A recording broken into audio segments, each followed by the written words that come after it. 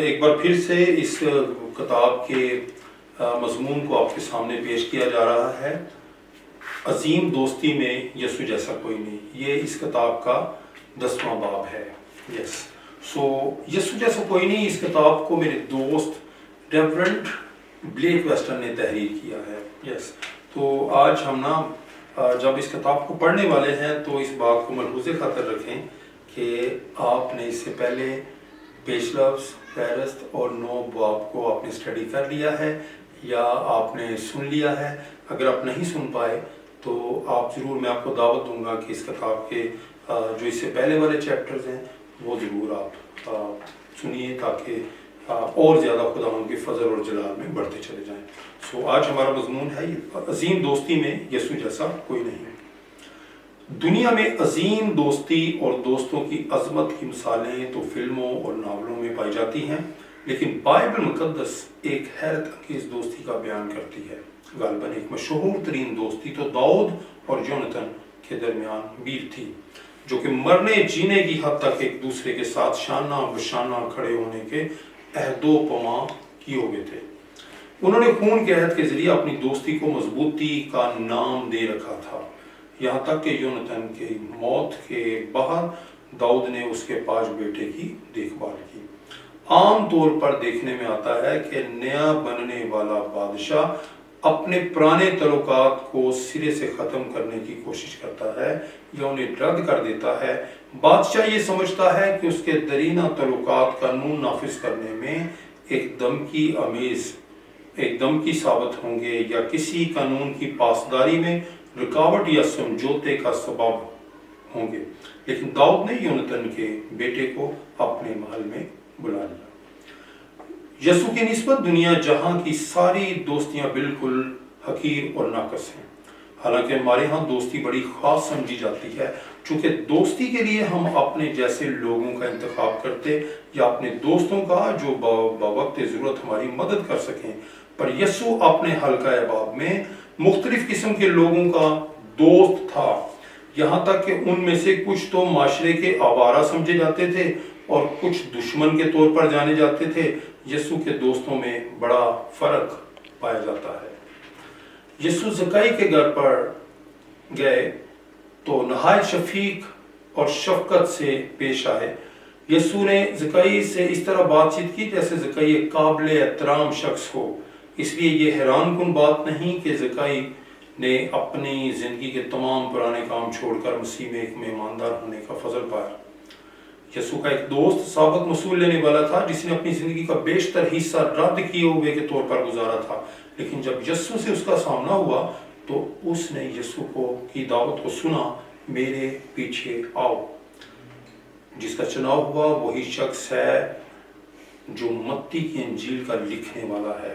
یسوع نے اپنے دوستوں کو چنا، ان کی ظاہری حالت اور لوگوں کی آراء پر نہیں، بلکہ یسوع جانتا تھا کہ اس کی رفاقت اور دوستی میں وہ کیا کچھ ہو سکتے ہیں۔ یہودا ان 12 شاگردوں میں سے ایک تھا جن کے درمیان یسوع قریباً 3 برس محبت اور مہربان شفقت کا مظاہرہ کرتا رہا۔ یسوع جانتا تھا کہ یہودا کیا کرنے کو ہے۔ ہم یہودا کو دشمن کے طور پر پکارتے اور دیکھتے ہیں، اس لیے کہ یہودا شاگردوں کے اس گروپ میں خود غرضی کی تصویر نظر آتا ہے۔ بھلا کوئی ایسے شخص کا دوست بننا پسند کرے گا جو اس کے قتل کی سازش میں کوشاں ہو؟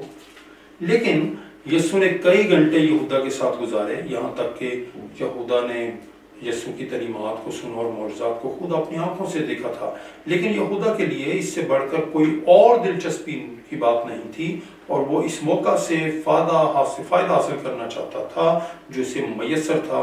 بھلا کیا؟ صرف اس شخص کو دھوکہ دینا جس نے فرمایا اپنے دوستوں سے ہی نہیں بلکہ اپنے دشمنوں سے بھی محبت رکھو۔ ظاہر ہے کہ کچھ دوست دوسروں سے زیادہ یسوع کے قریب تھے، اسی لیے یسوع اکثر پطرس، یعقوب اور یوحنا کو اپنے ساتھ لے جاتا۔ وہ یسوع کے ساتھ دعا کے لیے اس پہاڑ پر بھی گئے جہاں یسوع کی صورت بدل گئی۔ ایک ایسا وقت بھی آیا کہ یسوع مریم، مرتھا اور ان کے بھائی لازر کے گھر گیا اور یسوع نے لازر کو ہمارا دوست کہا۔ دوست ہمیشہ ایک دوسرے کی رفاقت سے خوش ہوتے ہیں، مگر یسوع کی دوستی میں اس سے بڑھ کر زیادہ خوشی تھی۔ وہ محبت کی گہرائی سے محبت رکھتا تھا، ایسی محبت جو اپنے دوست کے لیے بھلائی چاہتی ہو۔ جب یسوع لازر کے گھر آیا کہ اسے زندہ کرے تو لوگوں نے یسوع کے آنسوؤں کو دیکھ کر کہا کہ دیکھو وہ اس کو کیسا عزیز تھا۔ اس واقعہ کا ذکر یوحنا کی انجیل کے 11ویں باب میں پایا جاتا ہے۔ دوستی اکثر ایک نازک رشتہ اور تعلق سمجھا جاتا ہے، اس لیے کہ ایک چھوٹا سا اختلاف دوستی ٹوٹنے کا سبب بن جاتا ہے۔ بہت سے معاملات میں دوستی اور رفاقت کا رشتہ کبھی کبھار تو ہمیشہ کے لیے ٹوٹ جاتا ہے، لیکن جب پائیدار اور مستقل دوستی کی بات ہو تو دوستی میں یسوع جیسا کوئی نہیں۔ یسوع ہم سے دستبردار نہیں ہوتا۔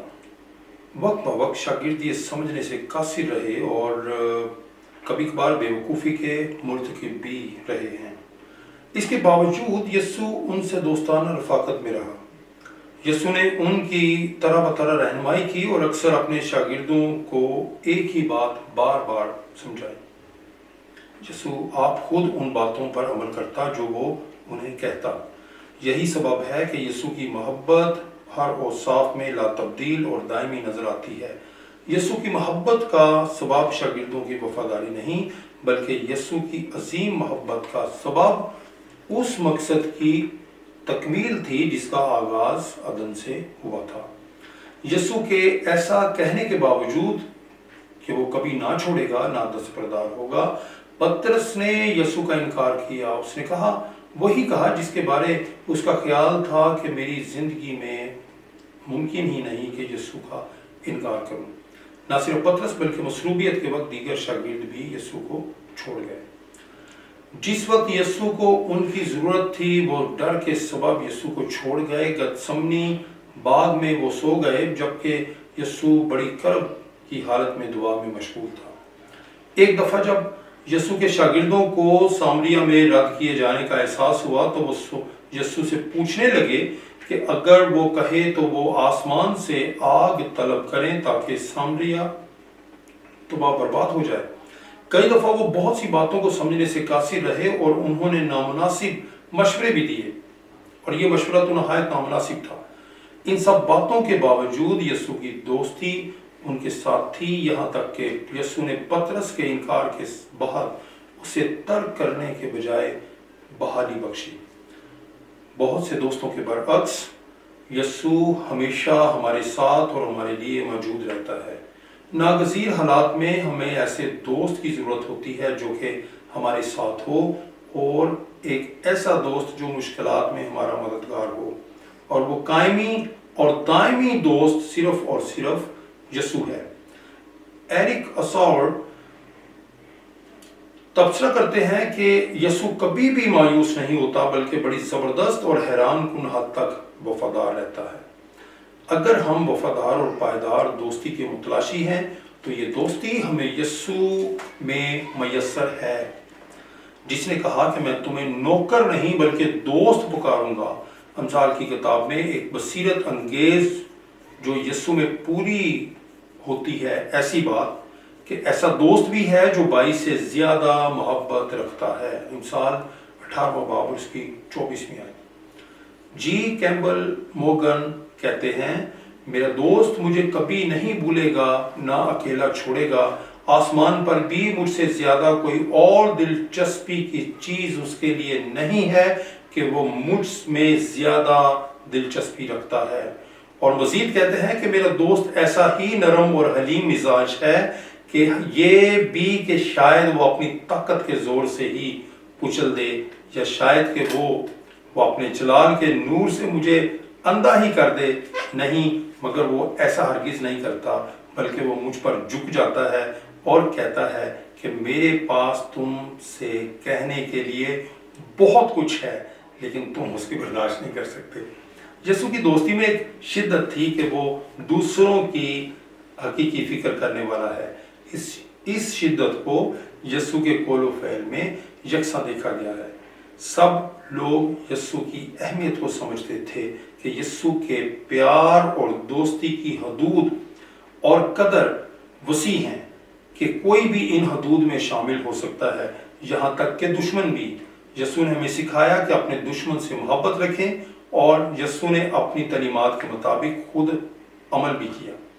यस्सु गरीबों, लाचारों और रद्द किए हुओं का वफादार दोस्त था। जे वेल्बर चैंपमैन ने एक खूबसूरत कोर्स के अल्फाज कुछ इस तरह तहरीर किए हैं: यस्सु क्या ही दोस्त गुनाहगारों का, यस्सु मेरी जान का महबूब, महबूब मेरी जान का। शायद दोस्त मुझे नाकाम कर दें, चाहे दुश्मन हमला आवर हो मुझ पर, वो मेरा निजात दहिंदा है मुझे छुड़ाने को। हालेलुया, क्या खूब निजात दहिंदा, हालेलुया, क्या खूब दोस्त मेरा, बचाने वाला है, मददगार है और संभालने वाला भी।